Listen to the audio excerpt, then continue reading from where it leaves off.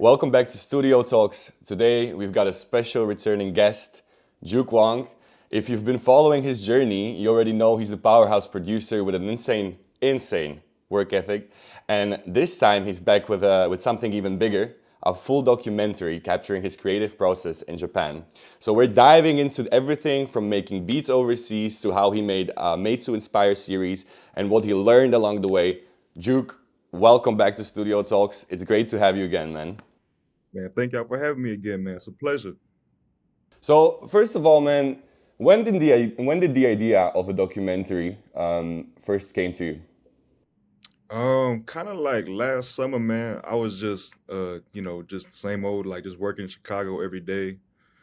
That's when I kind of like booked my flight to Japan, and like I was kind of unsure about it because I didn't know all these records were coming, so I was just kind of like, I just wanted to make music out there. But then I was thinking about it. I was like, it'd be cool to make like a cookup vlog, and then there's a documentary series by In the Lab and Devin Williams called 10,000 Hours. And I watched it a lot as a kid, and like even to this day, I still watch it like just to get motivation. It's about basketball, so I was just thinking like in the summer, like it'd be cool to have like the music producer version of that. Why Japan, man? It's very specific as a country.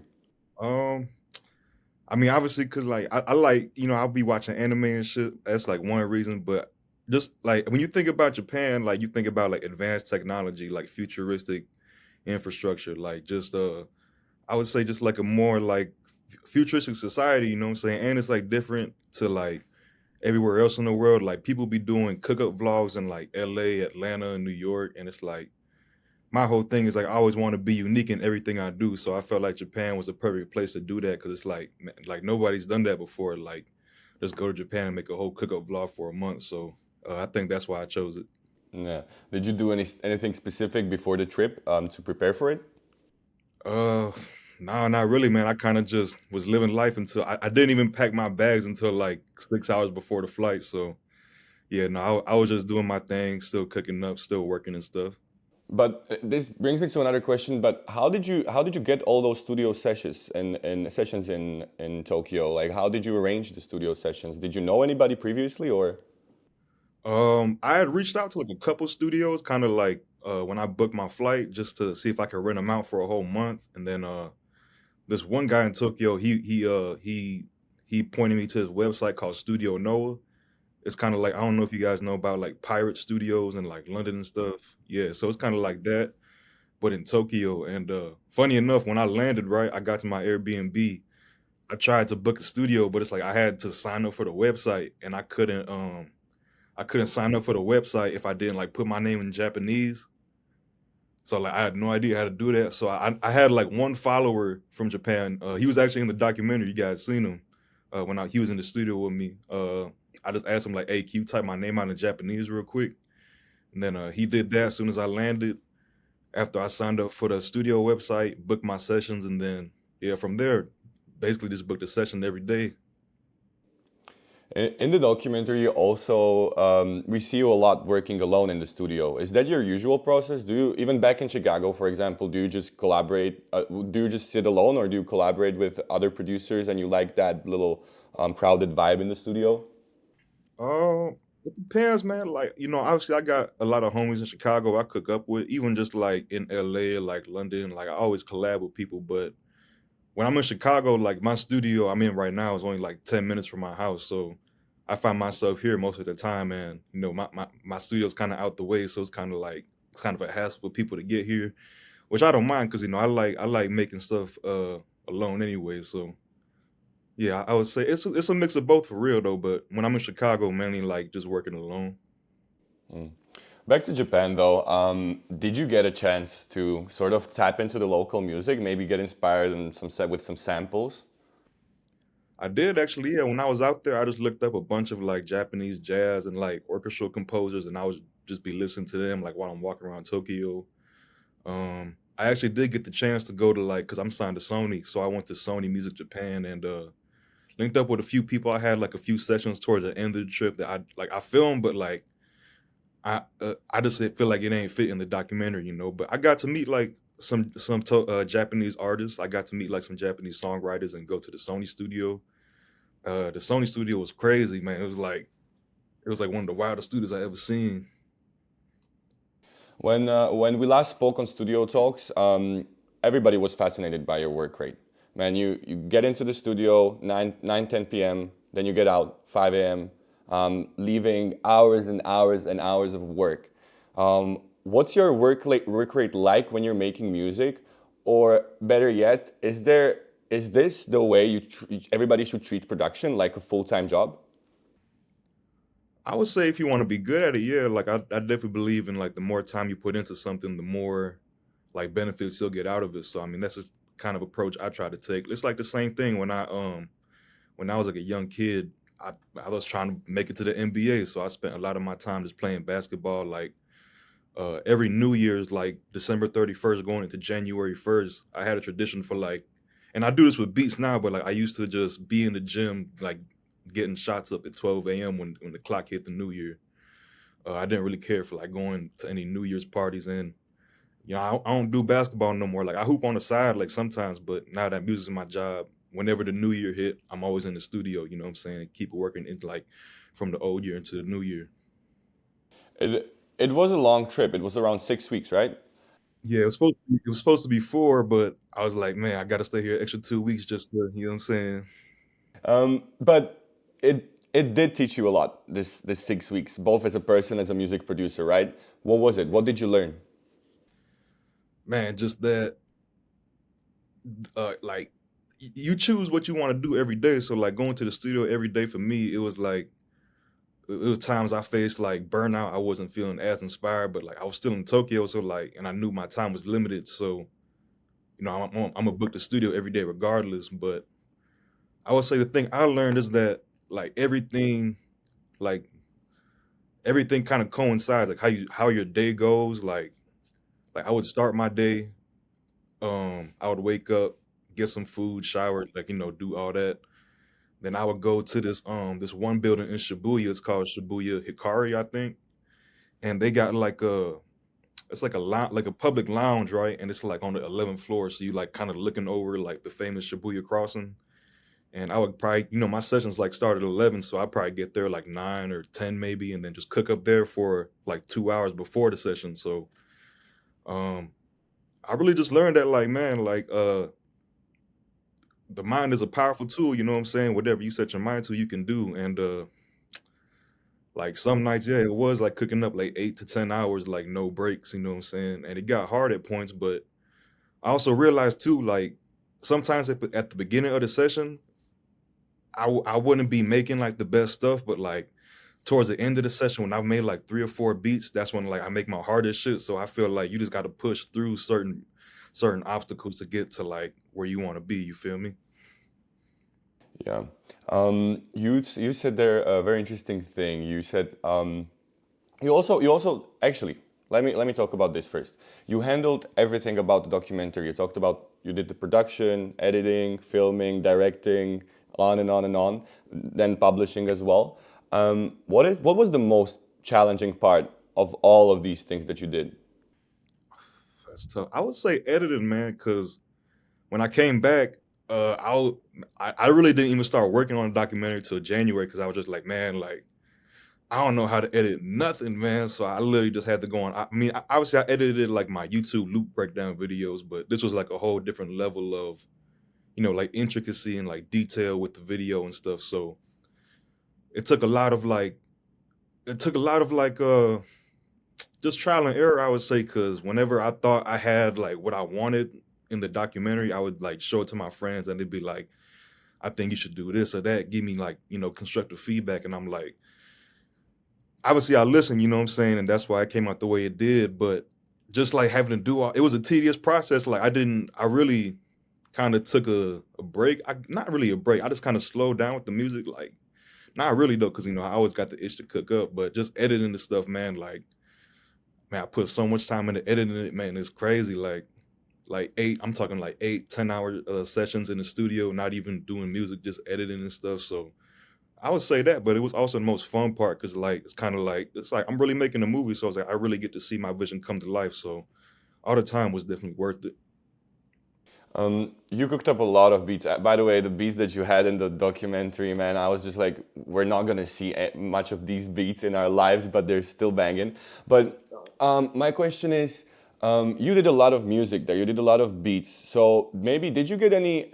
How many placements did you get? Or maybe like what placements did you get with the beats that you did there? We know about stuff, right?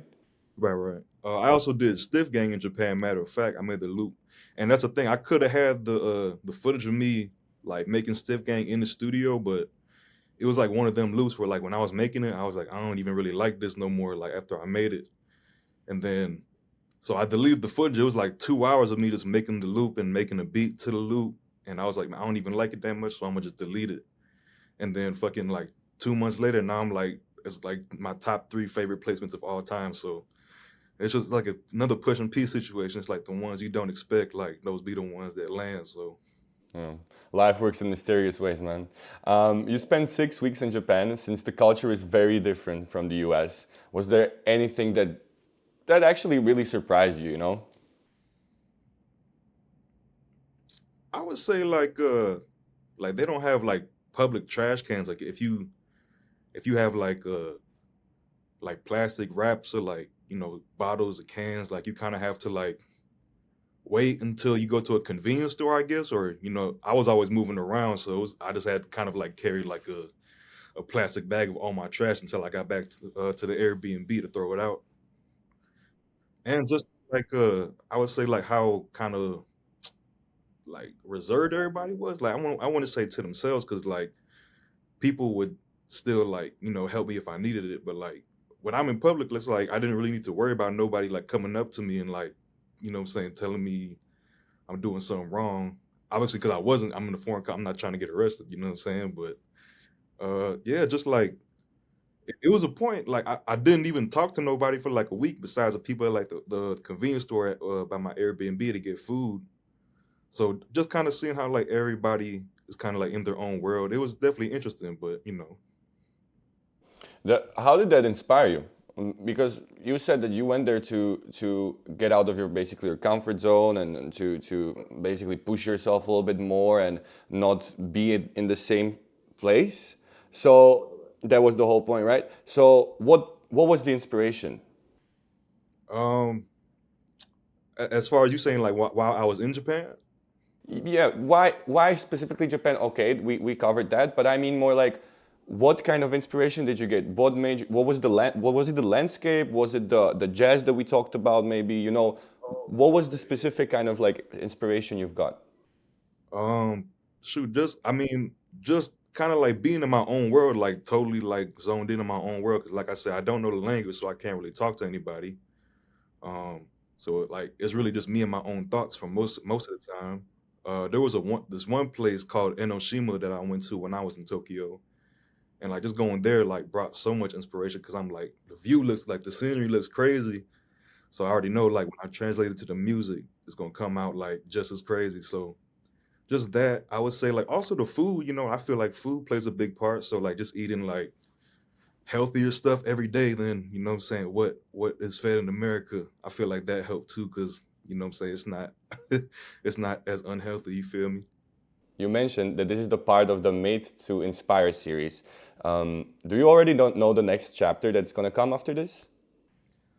Yeah, so I want to do five actually. I want to do 5 parts. The second one, I'm actually thinking about doing the second one, at least like filming it from like May to like August of this year, and then try to release it around like November.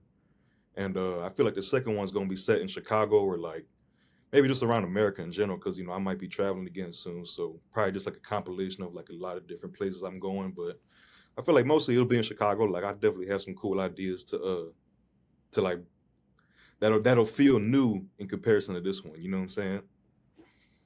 Maybe another country as well later on? Oh yeah, definitely. I just got to make sense, and what I'm saying, it just got to be something that I want to do. But I mean, if anybody got suggestions, what I'm saying, I'm definitely down to open it or exploring different options. I mean, what were you thinking? What countries would you like to visit? Man, see, the one I really want to do one in is I want to go to Moscow and do one, but I gotta wait till it's safe to do that. I was thinking about doing one in Korea. One in London because London's kind of like my second home. So I've spent too much time out in London. I feel like to not do one. So, but besides that, yeah, nothing really besides that. I'm not gonna lie. Mm. Before we go, Juke, can we ask you a few questions from the fans that we've got? Would that be okay with you? Yeah, for sure. So we picked the best ones, and so the first question from John EU. Um, Shout out my boy John. Current favorite VST for synths and effects.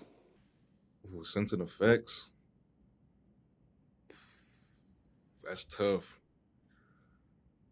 I just got like Notonic 2. I just got Scorch. Those have been pretty dope. But for Sense, Analog Lab is cool. Besides that, I mean the Prince, obviously, I made Dumb and Dumber with that. Uh but that's really it for Sense. For effects, I really kind of don't use effects a lot in my music. I probably should, but because I have like a whole bunch of effect plugins on my laptop I still haven't used, so I probably should, but I couldn't really tell you no effects plugins. But definitely like obviously Omnisphere 2 is good for Sense too, but Omnisphere I feel like everybody got that now. But lately just Notonic 2, Scorch, um, Prince, obviously. Yeah, that's about it. Altitude 3 asks, what do you think younger producer loop makers do that ruins connections? I would say like this, and I feel it because I was at one point I was that too. Like I was just so hungry and eager to work. Um, I just feel like is it's beauty in like building up at one connection than it is to have like 10,000 of them. You know what I'm saying? So just find someone that you mesh really well with. It's like try to build some, and then obviously like a lot of these producer loop makers, and I would know because I was that person too before, but just like following trends of like what's popping, what music sounds like.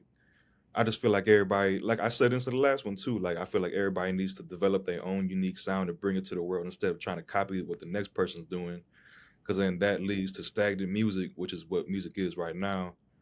Um, but that's about it, really. Just be more unique and what I'm saying, just make meaningful connections. You don't need to have like 10,000 connections, like I say, as opposed to like one really good one. Dope Man asked 3 questions. First one was, can a producer life change from moment to another? And by the way, all of these questions are good. So, can a producer life change from one moment to another? I mean, yeah, I was working at Home Depot, and when Pushing P dropped, I still worked at Home Depot for like a month after it dropped. So I was literally just going to work every day at Home Depot, just playing Pushing P on the way to Home Depot, on the way back when I wake up. You know what I'm saying? When I go to the just playing it, you know what I'm saying? I'm just you see me on the street, I was just a regular dude, but little did people know, like I had like the hottest song out at the time. But it can definitely change in a moment. I just, you know what I'm saying? I just feel like when you put enough time in, you don't really worry about what you're gonna get back out of it. You just do it because you want to or because you love it. You know what I'm saying? I feel like that's when the universe rewards you. You don't have to answer this. We didn't come here to to investigate you. But how much? Dope Man also asked, how much do you get paid per placement? Uh, it depends. My first song, I got like 1,500 for the advance. I would say my highest one as of recently, probably like 10,000 for one. Yeah. Dope Man also asked, this is the third question, did you had moments where you said to yourself, maybe this isn't for me? All the time. Yeah, I still have moments like that. You know what I'm saying? Like to this day, I still have moments where I doubt myself, where I don't feel like, or I feel like I'm not doing the best I could. But every time I feel like that, it's like the universe tells me, like, nah, like you doing what you're meant to be doing. Like I'm gonna show you, like, boom, 4 records on Futures Project. You know what I'm saying? Feel like that. I felt like that in Japan. You know what I'm saying? Like it was a point out there, probably by like the fourth or fifth week. I was like, man, like what the fuck am I doing in my life? You know what I'm saying? Like I was like, I've just been spending all this money on studio time, and not like that's a bad thing because it's an investment to myself.